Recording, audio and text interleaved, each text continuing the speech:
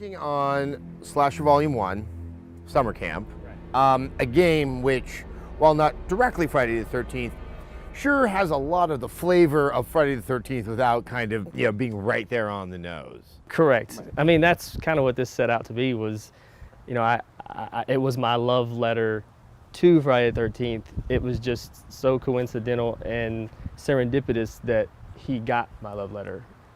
Yeah, and Sean, I mean, you have that license that could allow this to become Friday the 13th. Yeah. I mean, this is better than peanut butter and chocolate. Really, it's chocolate and chocolate. Just told from the other side, we were fooling around with trying to work out what started out to be a Friday the 13th website. And then it grew into, something a little bit bigger. And we, in the course of doing that, said, we gotta have a game. We gotta have a game. We gotta have a game. We gotta have a game.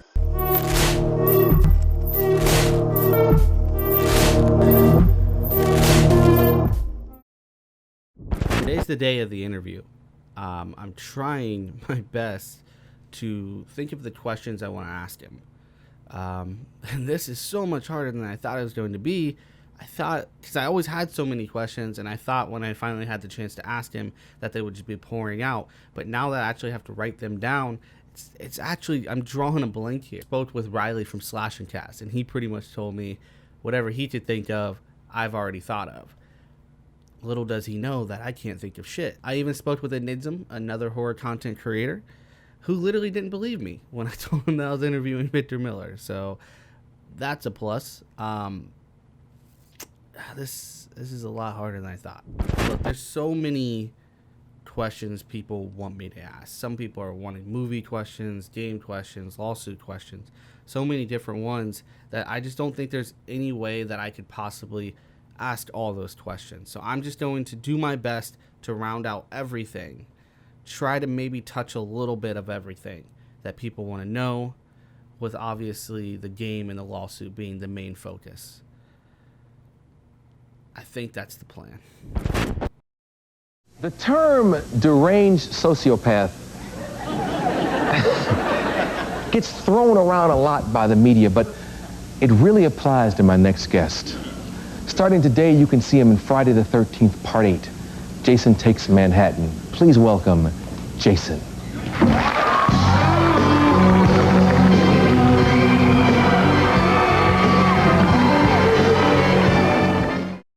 While doing my research to the lawsuit, I found that all of it wrapped around one thing: the U.S. copyright of 1976. I think it would be to our great benefit if we understand exactly how that worked. The 1976 U.S. Copyright Act, Section 203 of the Copyright Act, allows the creator of a copyrighted work who during his or her time has transferred all or some of the rights to the work on or after January 1st, 1978 to terminate the transfer and regain the rights after a certain period of time. Normally, the period of time is at least 35 years from the date. Breaking down a lawsuit can be extremely complicated and confusing. I built us a timeline to keep us on order. Victor, using the copyright law of 1976, did what it allowed him to do. He sent a notice of termination to Sean, giving him a 2 years notice. The termination took effect in June of 2018, the same time that Gunn announced the halt on content. After battling it out in court, the judge ruled in favor of Victor Miller, granting him the rights of the screenplay in the U.S. The judge ruling was stated as, I hold that Victor Miller did not prepare the screenplay as a work for hire, and that Miller's second termination notice validly terminates horror's rights to the copyright in the screenplay to Friday the 13th. But due to how copyright works, Sean will still own the rights outside of the U.S., making the problem long from over. Horror Inc. and Sean filed for an appeal in October of 2018, but recently, February 18th, they withdrew the appeal, leaving everything up in the air. We broke down everything. We started from the beginning all the way till today. And one thing that we learned is that everyone has had a chance to say something. Everything except for one man. And today is the day that we will finally hear from Victor Miller. Today is the day that we will finally hear from Victor Miller. Finally hear from Victor Miller. Finally hear from Victor Miller. And you can hear me? Everything's okay? Perfect. Absolutely. Okay, I hear you great. All right. Hey, Victor, thank you so much for letting me talk to you. I want to real quick apologize about the technical difficulties. Skype sucks. Okay. Not a problem. I'm 78 years old. I have technical difficulties all the time, so you are not alone. I think you're better at me than this. Okay. Well, I've done a lot of them, so. And I just keep it simple. I answer calls. I don't get creative. Oh, okay. So First question for you is when you were writing the screenplay for the original Friday the 13th, did you have any idea at all that the story you were creating and the characters you were creating was going to be something this special? no. I mean, I had those dreams and hopes, but Sean and I had done 2 low-budget films before this one, had made almost no money at all. So I just assumed that this would follow pretty much in the same footsteps. Something that I found pretty interesting while doing a little bit of research was that you said somewhere that all the deaths in the original film were borrowed from your childhood nightmares. I was wondering if you could explain a little bit more on that and what was the whole deal and situation when it came to that.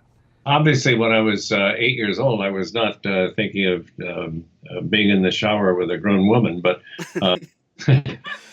but when she got the axe in the face, I was inordinately afraid of being hit in the face. I just thought that was all I had. I thought I was a gorgeous kid. I got nothing here.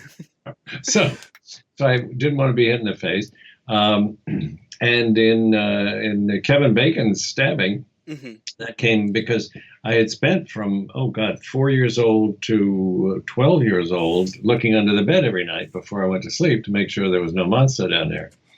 And so I had one come from there. And then I used to go to a lot of Western movies. I mean, I went to the movies with my brother every Saturday, and I was certainly afraid of the arrows the Indians were shooting at John Wayne. So that was an easy one. So yeah, I mean, these were just all my kinds of fears.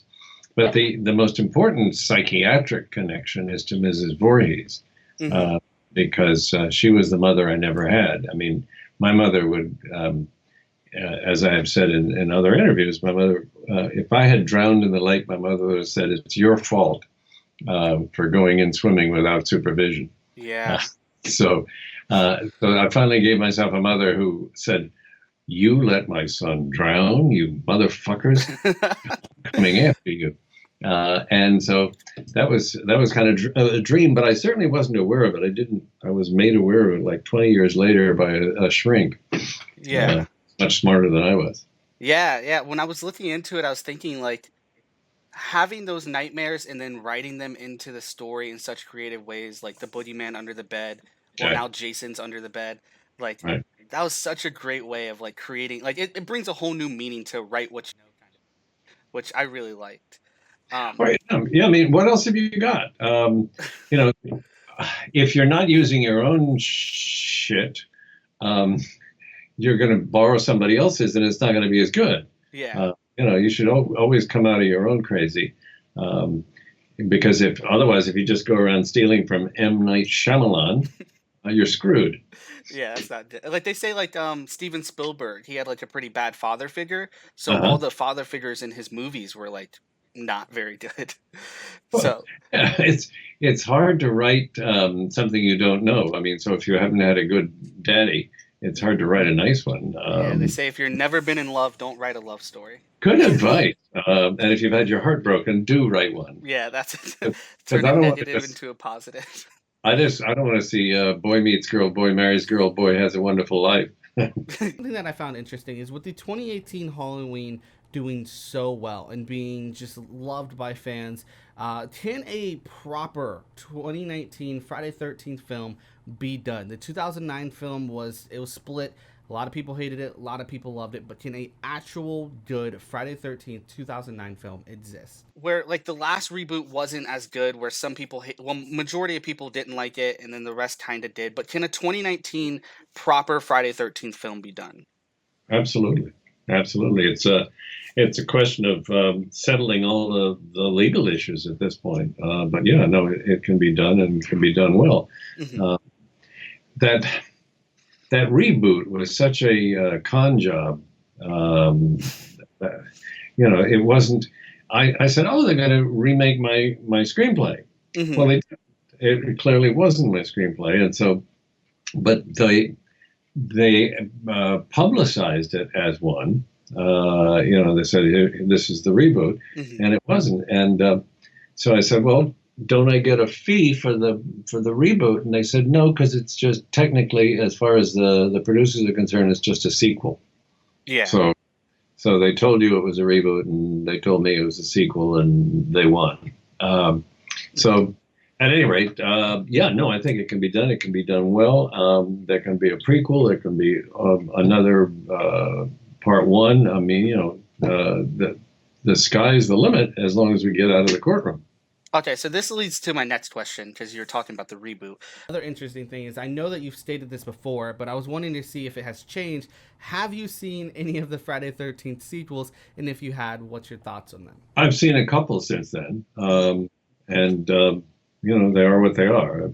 It's not for me to comment, but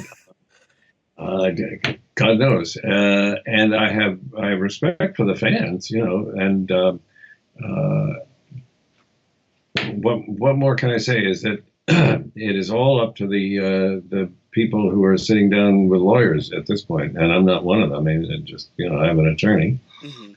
and it's just a question of the settlement, and then we can get on with the business. John Carpenter, when it came to his the Rob Zombie reboots of his film, at first he kind of gave his blessing, it seemed like, but afterwards it seemed like he was not a fan of what they did to his his original character. Are you happy where Jason is now, seeing the path that he took, going into space, turning into a demon, all this, a zombie? I can't really go into detail because all I've seen is the titles. I've seen 1.5 of the sequels, and I would, if I were given free rein, I would be more than happy to write a prequel and then a reboot. But that nobody's asked me to, and I don't have the authority to. So we just have to wait till it all gets laid out. You're not interested in a sequel? You said prequel and reboot, but not a sequel to. Well, I mean. I'm coming from strength. Those parts I know the best, and and the others I'd have to sit down and say, all right, how do I want to do this? Some other people might be much better prepared. So who knows? Okay. But again, everything is up in the air. It's like it's like a pregnancy that went on for 92 months. I'm waiting for the baby already. Yeah. I don't know. We all are. I know, and I was so upset to get all the letters from the emails from the gamers. Mm-hmm. I'm not stopping anything. All I did was apply for something that Congress gave me in 1978. Yes. Boom. And if they had not fought it, if they said, "Oh, okay," then you'd be playing Jasons and knocking off Mrs. Voorhees all over the place. But by trying to block me, everything got screwed. Yeah, I have questions about that, but I have a few more movie ones. What would you say is like the key points to a solid F-13 script? What is something that is a must-have for the film to do well? You must have credibility. It has to have some sense of this could happen to me, and I think that's what. The Friday the 13th, the original had. These are real kids at a real place and a real thing, and all kinds of horrible things had happened in the real past. So it was based in that. So that's number one. Then you have to find. I guess this would still be true because this is what I was working on. You have to have a location where. People of a teenage, whatever, have to fend for themselves, and you can't call the National Guard, and you can't call for the police force, things like that.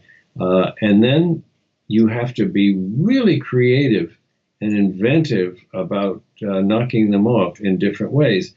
And one of the things I think is what Harry Savini did. Tom Savini, sorry, Harry meant Tom Savini. I got Italians all over the place. But anyway, what Tom Savini did was he did exquisite kill stuff because he didn't use a lot of blood.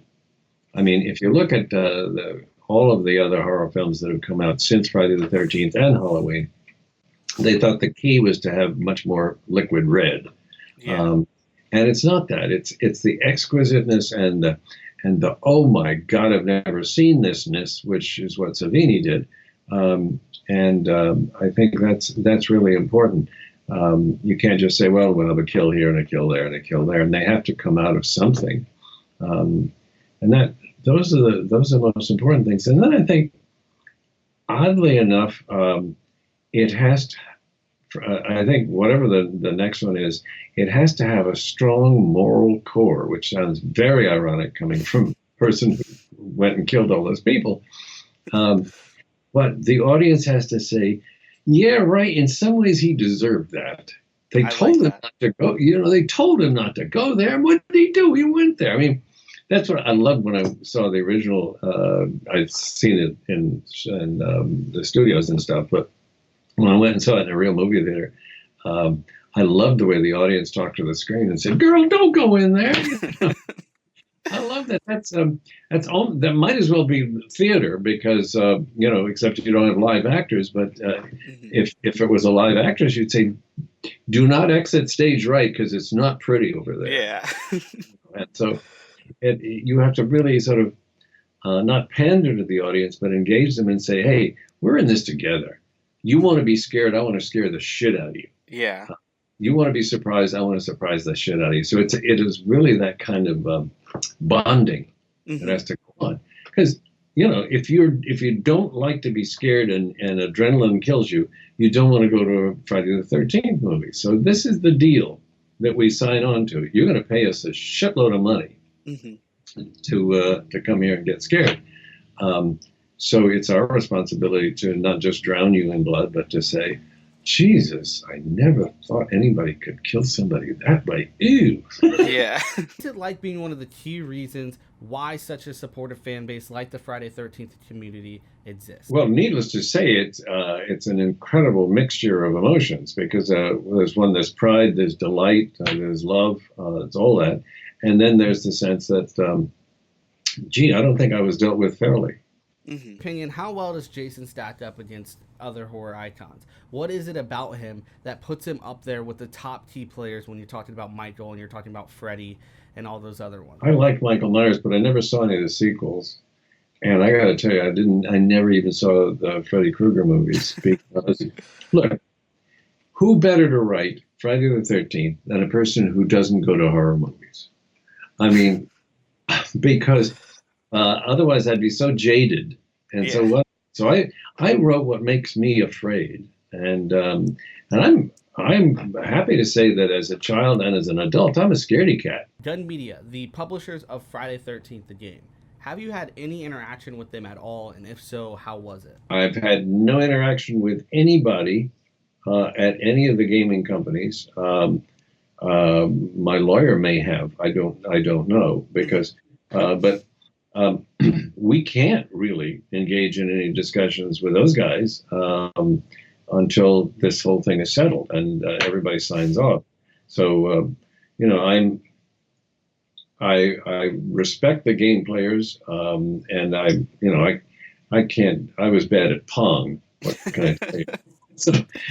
So then, have you had any interaction with the game? Have you played it? Have you seen it played? Anything like that? No, I bought my kids those things, and they played them. I'm going to be 79 this year, and I have. Let's see. Some of these fingers work. This one I screwed up, and this one I broke playing Segway Polo.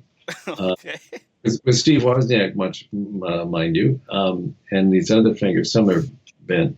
But no, I was never any good at those things, and so I quit. Because the guys over at Gun are huge fans. Now, I know they were able to get the license from Sean, and they picked up people like Kane, but I would have thought that they would reach out to you in any way. Nothing like that at all happened? No, because until the ball drops, I got nothing. I mean, I can't approve or disapprove or amend or do anything to anything until they get it all settled out.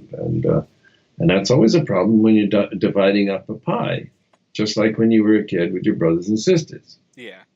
I want the most of the pie, or I want no pie, or I'll just take a crust. Okay, so let's get to the little bit of the more serious part. When the Gun Media announced that the content would be on a hold due to the lawsuit, you and Gun Media, to be fair, received a ton of backlash. Content creators, fans, all over were just sending some very mean and hateful things your guys' way. What is it like going through something like that? I had never been whatever that expression is on the internet. What do you call it when you send somebody all these horrible emails? At any rate, that had never happened before. And when I got some of these that said, and you can bleep this out if you want, but they said, "I hope you and your cunt wife Elizabeth die." Oh my God. I mean, I'm sitting here with a 76-year-old woman, and I'm saying, "Oh Jesus." Yeah. So that I could have done without. I realized they were upset, but they didn't understand either. They were either jumping the gun or they had been misinformed by the other side. Who knows? At any rate, no, it was shocking. It was horrible. And every once in a while, I got maybe 150 of those. Every once in a while, I get one from somebody who said, "Dear Mr. Miller, I apologize for the rest of my gaming community because I know they got upset at you and it wasn't your fault." And those were nice. They really made a big difference. And I just, personally say, on behalf of the Legends Club and a few creators that I personally know, and myself included, we like to apologize about that. I will say it's not, most of it was not from just hate and anger. It was more from just sadness, misinformed, misplaced feelings and emotions. And reading some of the things I've seen during making this series, it's just, I'm terribly sorry for that. Oh yeah, I don't blame them. I mean, that was part of me that I knew that this must have mattered to them to a huge extent that they would get so grisly at it. And I said, I've been there. I've wanted people dead. I never actually made them dead. Yeah. I've written them into movies instead. At any rate, I understand and I forgive those guys because, I know what it's like to have something taken away. Believe me. Yeah. It's happened, and you know to what I'm referring. Yeah. Can you explain to the best of your ability where the lawsuit really is as of today? I just know that everybody's trying to settle all the little things and dot the I's and get the semicolons where they belong and all that kind of stuff, and who gets what and who has to give what to whom. So it's to me it's a nightmare. But it's not something I'm a party to. It's I have representation, and if you got two sides across the table, this is poker. Mm-hmm. And you don't get to say, well, I'll take half the money and you take half the money. That's not how it works in poker, from what I have experienced back in college. Yeah. So I can't be more specific than that. It's because I was an English major and I got a master's in theater, for God's sake. Yeah, you're just like us. I'm sure it's just as confusing. Yeah. And I created, Betsy Palmer's role of a lifetime, which I loved her so much when we were in a horror con at some place on a panel. She said, you know, I read the screenplay and I said, oh, this is such a pile of shit, but I need a new car. And I said, Betsy, when we first met, you said, oh, I love your screenplay. It's such grand guignol. It's wonderful. And it's, you know, actors will say anything to get a part. That's all. To get that new car, I'm sure. She needed a new car. But I love her dearly. And I thought without her, we wouldn't be talking, you and me. Perfect world, you and Sean / horror would just sit down and just talk it out. Just make a deal, split up everything. How hard is it in reality to do something like that? If you could, you know, when it comes to merchandise, games, toys, shirts, all that stuff, how exactly does it work when you have to split that kind of stuff? You're answering the question. Yeah, like how does that? There's too much. I mean, it has to be done. It has to be done by people who do this for a living. Okay. You know, it can't be done by you and me saying, "Well, hey, I'll give you the toys. You give me the reflectors or whatever, the blankets." And it has to be done by people who have skin in the game. You know, and so I don't know how that plays. Eventually, I will have to approve something.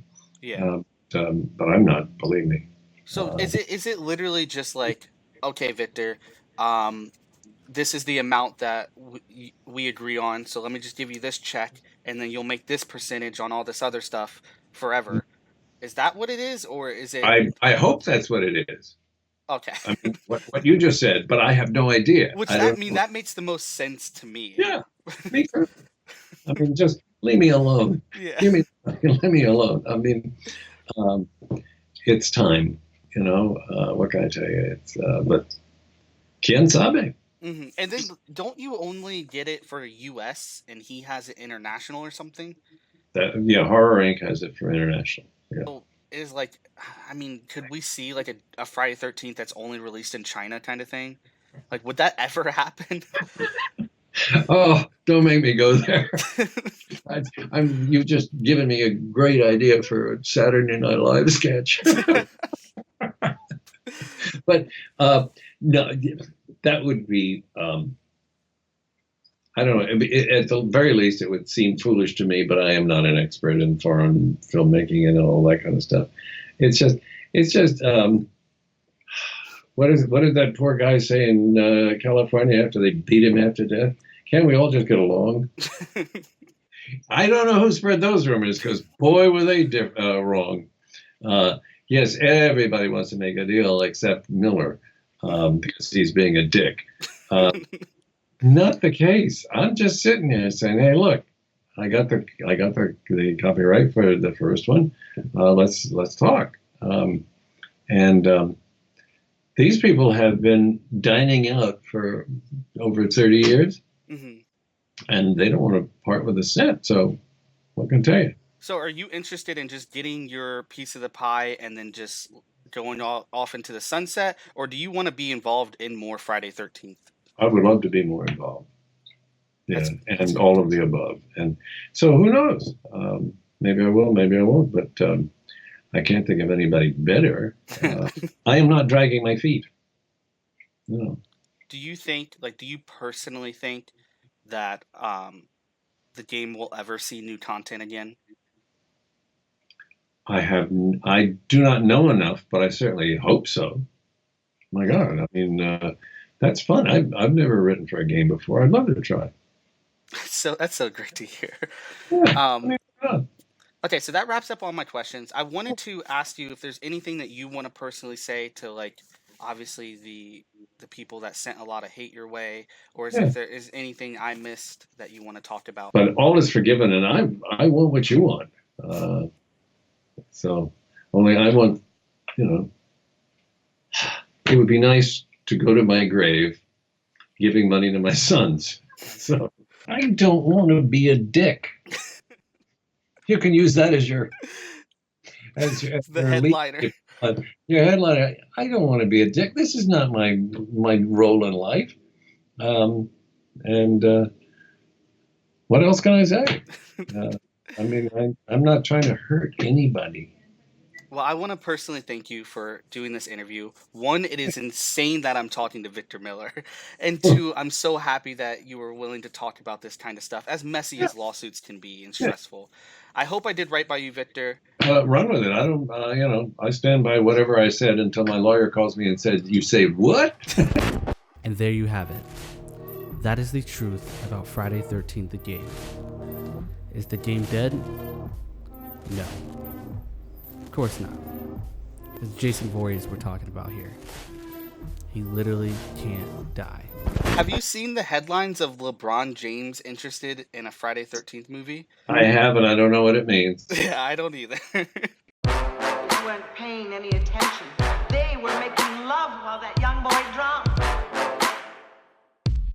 Pennywise, meet Georgie. Meet Pennywise.